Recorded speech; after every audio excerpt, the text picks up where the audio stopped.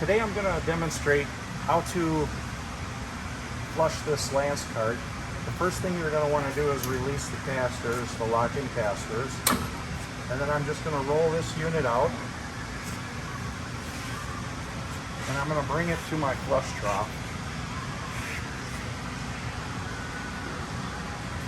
And when you bring it to the flush trough, the idea is to have the nozzle come down in an area where it's the deepest deep well part of the flush trough, so there's no risk of any impacts or anything like that. You would not want to be in the beginning of this where the flush trough is pitched all the way up here. I'm going to lock these casters down so nothing moves. And then I'm going to verify the location of my flush trough just by looking at the lance and making sure it's not going to impact any point as it descends. And then I will go back to the control panel and do a test to show you.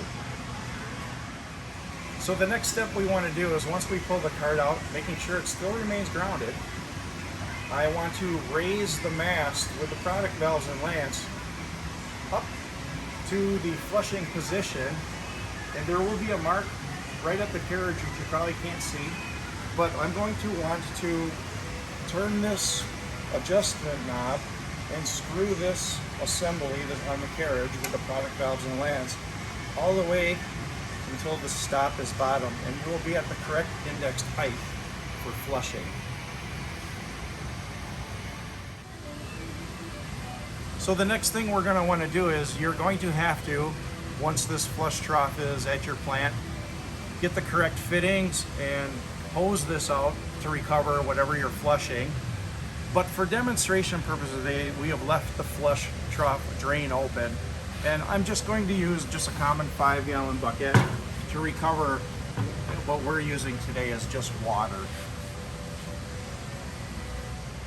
So the next step in setting up for flushing this lance is, you'll want to do a check to make sure that the lance has complete clearance of any obstructions. It's very simple to do. I want to disconnect the cart air. I'm going to let it bleed down, and then I'm going to hit the setup lower nozzle button, and that'll give me a manual air bleed of the system, and it will allow a slow descent of the lance into the flush trough to make sure that there's absolutely no interferences.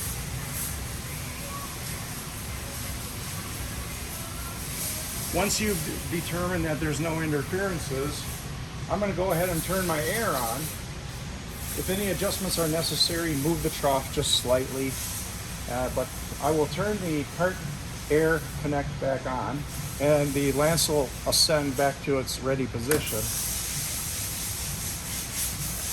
And once you're in this position, you're ready to flush. The only thing necessary to do now is hit the flush on button, and the lance will automatically descend to its correct index point and begin flushing. So I'm going to do that right now.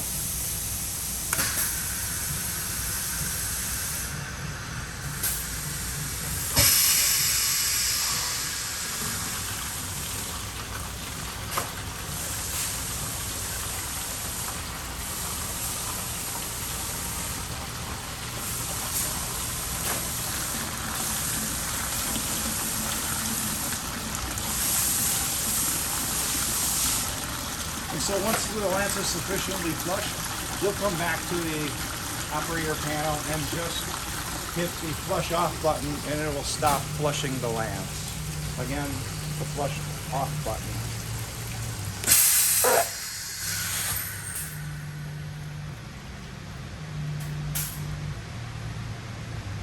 And that completes a flush.